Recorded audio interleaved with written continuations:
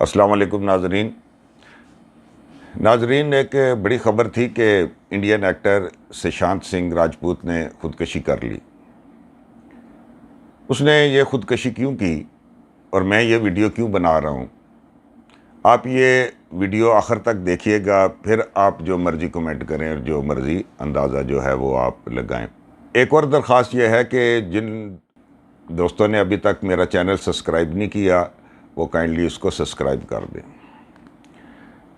ناظرین، کہتے ہیں کہ سشانت سنگھ راجپوت جو تھا وہ بہت سخت مالی پریشانیوں میں آ گیا تھا، اور کچھ اور اس کے اوپر اس طرح کی چیزیں تھیں کہ جن کی وجہ سے وہ سخت ڈپریس ہو گیا اور اسے ایک دماغی مرض لاحق ہو گیا، جس کی وجہ سے اس نے یہ خودکشی کر لی۔ انڈین فلم انڈسٹری میں بہت سارے لوگوں نے یہ بات کی کہ وہاں پہ اجارہ داری ہے، بات کرنے والوں نے یہ کہا جی، اور کرن جوہر اور سلمان خان کا نام تک بھی لیا اور ان کے اوپر مقدمہ بھی کر دیا کہ انہوں نے اجارہ داری بنائی ہوئی ہے، اور اس بندے کو ہر فلم سے یہ نکال رہے تھے، 10-11 فلموں سے وہ نکل چکا تھا، مالی پریشانیوں میں گر گیا تھا۔ وہاں کی ایک اور اداکارہ کنگنا کہتی ہیں کہ یہ جو میڈیا ہے اس کے بارے میں بہت سارا غلط خبریں دیتا تھا، اور سشانت سنگھ راجپوت کی یہ خودکشی نہیں ہے، یہ ایک مرڈر ہے جو فلم انڈسٹری اور میڈیا نے مل کے کیا ہے۔ یہ ساری باتیں اپنی جگہ صحیح ہیں، لیکن خودکشی اس کا کوئی حل نہیں ہے۔ مجھے جو فکر ہے وہ یہ ہے کہ ہمارے ہاں یہ جو آج کل کے بچے ہیں یہ فلموں سے متاثر ہوتے ہیں، اور انڈین فلم انڈسٹری میں اس چیز کو ایک اور طریقے سے لیا جاتا ہے۔ یہ بات سمجھ سے بالاتر ہے۔ آپ نے دھوم 3 دیکھی ہوگی۔ دھوم 3 فلم شروع ہوتی ہے تو ایک جو ہیرو ہیں، 2 بچے، ان کا جو والد ہے وہ پستول رکھ کے خودکشی کر لیتا ہے اور بچوں کو بے یار و مددگار چھوڑ دیتا ہے۔ لکھنے والا، بنانے والا یہ کیا ثابت کرنے کی کوشش کر رہا ہے؟ وہ اس کو ایک ہیرو کی طرح دکھا رہا ہے کہ جناب ایک باپ جو ہے وہ حالات سے تنگ آ کے خودکشی کر لیتا ہے اور اپنے دونوں بچوں کو معاشرے کے رحم و کرم پہ چھوڑ دیتا ہے۔ یہ دبنگ فلم میں آپ نے دیکھا ہوگا کہ وہ سوناکشی جو ہے وہ سلمان خان سے جب شادی کرنا چاہتی ہے تو اس کا باپ ہے وہ ہر وقت شراب کے نشے میں رہتا ہے، اور سوناکشی جو ہے اس کو سنبھالتی رہتی ہے، اور وہ کہتی ہے کہ میں شادی نہیں کر سکتی کیونکہ میرے اوپر والد کی ذمہ داری ہے۔ اور جب وہ والد سے بات کرتا ہے تو وہ کہتا ہے اچھا تم پرسوں بارات لے آنا، ہو جائے گا سارا کام، اور وہ کیا کرتا ہے کہ خودکشی کر لیتا ہے۔ ایک اور فلم تھی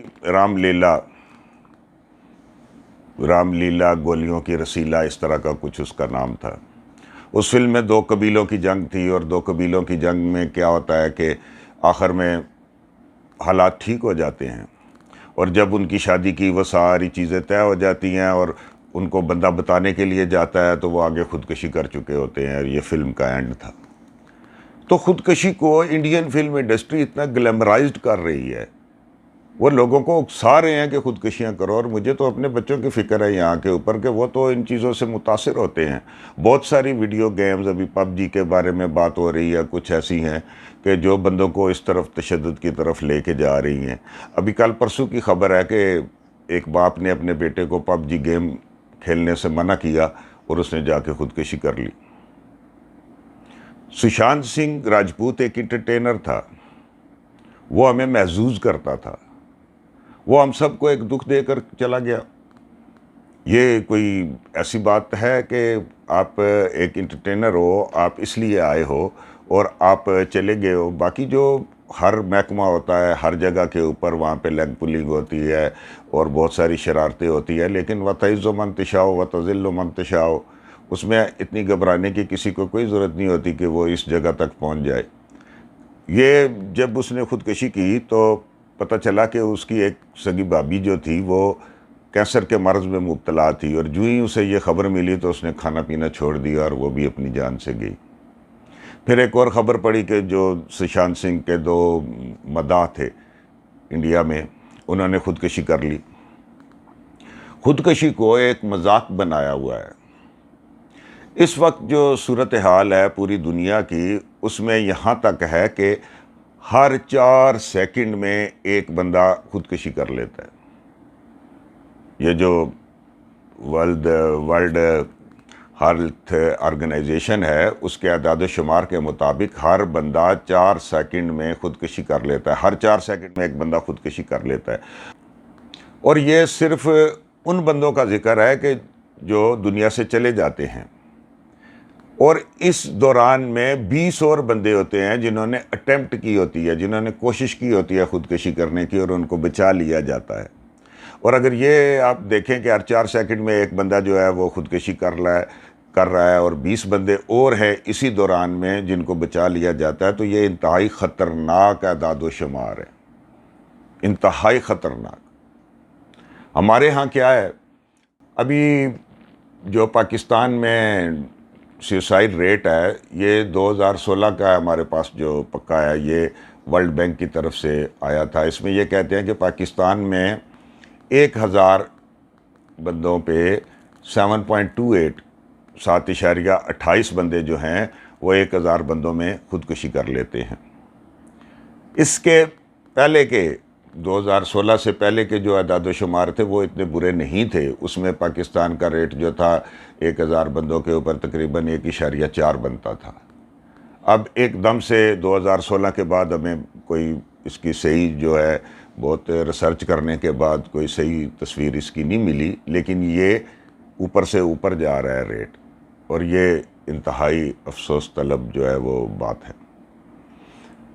اب بات یہ ہے کہ اللہ تعالیٰ نے ہمیں پیدا کیا، یہ جو میرا جسم ہے یہ سارا اللہ پاک کی امانت ہے۔ میری قوت گویائی، میری قوت بینائی اور یہ جو ساری قوتیں ہیں یہ اللہ تعالیٰ کی امانت ہیں۔ میں اگر ایک جان بوجھ کے اپنی انگلی بھی کاٹ دوں گا تو اس کا مجھے حساب دینا پڑے گا۔ یہ تو اللہ تعالیٰ کی امانت ہے میرے پاس، جو میرا جسم ہے اور اللہ تعالیٰ نے دیا ہے۔ فَبِأَيِّ آلَاءِ رَبِّكُمَا تُكَذِّبَانِ۔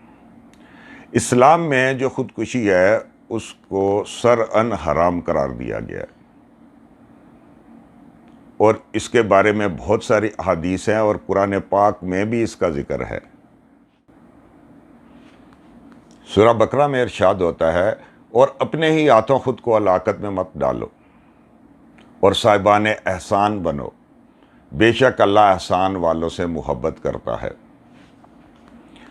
اور سورہ نساء میں ہے،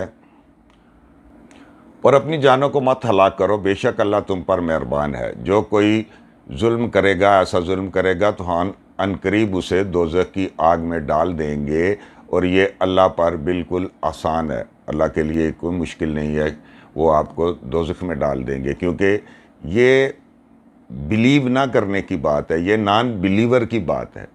جو بندہ بلیو کرتا ہے وہ یہ کہتا ہے کہ مایوسی تو گناہ ہے کہ اللہ تعالیٰ میرے اچھے دن بھی لائے گا، جس حالت میں میں ہوں ابھی اس حالت میں میں زیادہ دیر تک نہیں رہ سکتا۔ ایک اور بات بہت سارے لوگ کرتے ہیں، وہ یہ کرتے ہیں کہ جو بندہ خودکشی کرتا ہے وہ تو بہت ساری دماغی بیماریوں میں مبتلا ہوتا ہے، وہ اپنے کچھ دماغی عارضوں کے ہاتھوں مجبور ہو کر یہ کام کرتا ہے۔ بھائی وہ دماغی بیماریوں میں اس لیے مبتلا ہو جاتا ہے کہ وہ نان بلیور ہوتا ہے۔ ایک بندہ جو اللہ تعالیٰ کے اوپر یقین کرتا ہے وہ تو مایوسی میں جاتا ہی نہیں ہے، وہ تو یہ کہتا ہے کہ اللہ تعالیٰ اچھے دن لائے گا، اور باقی اچھا اور برا نصیب تو اللہ تعالیٰ کی طرف سے ہے، جو کچھ ہے ہم نے اپنی کوشش کرنی ہے، اور اللہ تعالیٰ انشاءاللہ اس میں برکت ڈالنے والے ہیں۔ ایک بہت زیادہ احادیث ہیں اس بارے میں کہ خودکشی کرنا جو ہے وہ حرام ہے۔ میں آپ کی خدمت میں صرف 2-4 پیش۔ ہمارے جسم کا بھی تم پر حق ہے، اور تمہاری آنکھوں کا بھی تم پر حق ہے، اور دوزخ میں جائے گا جو بندہ بھی اپنی جان دے گا، وہ دوزخ میں جائے گا، ہمیشہ اس میں گرتا رہے گا، اور ہمیشہ ہمیشہ وہیں رہے گا، دردناک عذاب کا مستحق قرار دیا جائے گا۔ ایک اور حدیث ہے، حضرت ابو ہریرہ رضی اللہ تعالیٰ عنہ سے روایت ہے کہ حضور نبی کریم صلی اللہ علیہ وسلم ختم النبیین نے فرمایا جس شخص نے خود کو پہاڑ سے گرا کر ہلاک کیا تو وہ دوزخ میں جائے گا، ہمیشہ اس میں گرتا رہے گا اور ہمیشہ وہیں رہے گا، اور جس شخص نے زہر کھا کے اپنے آپ کو ختم کیا تو وہ زہر دوزخ میں بھی اس کے ہاتھ میں ہوگا جسے وہ دوزخ میں کھاتا ہوگا اور ہمیشہ ہمیشہ وہیں رہے گا، اور جس شخص نے اپنے آپ کو لوہے کے ہتھیار سے قتل کیا تو وہ ہتھیار اس کے ہاتھ میں ہوگا جسے وہ دوزخ کی آگ میں ہمیشہ اپنے پیٹ میں مارتا رہے گا اور ہمیشہ ہمیشہ وہیں رہے گا۔ تو ناظرین، یہ جو میں نے آپ کو آیات بیان کی اور یہ جو حدیث بیان کی، اس میں یہ بالکل سختی سے منع کیا گیا ہے اور کسی صورت میں بھی یہ جائز نہیں ہے، اور کوئی بندہ اپنی جان جو ہے وہ کیسے داؤ پہ لگا سکتا ہے اور کیسے اس طرح کا سلسلہ کر سکتا ہے۔ آخر میں بس میں اتنا ہی آپ سے کہنا چاہوں گا کہ آپ اپنے ارد گرد دیکھیں، اپنے بچوں کو دیکھیں۔ یہاں کراچی میں ایک لڑکے نے خودکشی کی، اس کی والدہ خود ماہر نفسیات تھیں اور اس نے ان کو پتہ بھی نہیں چلنے دیا۔ تو زیادہ تر جو خودکشی ہے یہ نوجوان نسل میں ہے، لڑکوں میں زیادہ ہے، لڑکیوں میں کم ہے، یہ 30 سال سے کم عمر کے۔ تو آپ اپنے بچوں کو دیکھیں۔ ہمارے ہاں پرابلم یہ ہے کہ ایک چھوٹا سا زکام ہو جائے تو ہم ڈاکٹر کے پاس چلے جاتے ہیں۔ بہت سارے چاہنے والے ہیں اور ہم نے ان کے لیے جینا ہے۔ سامہ خراشی کی معافی چاہتا ہوں، بہت بہت شکریہ، اللہ حافظ۔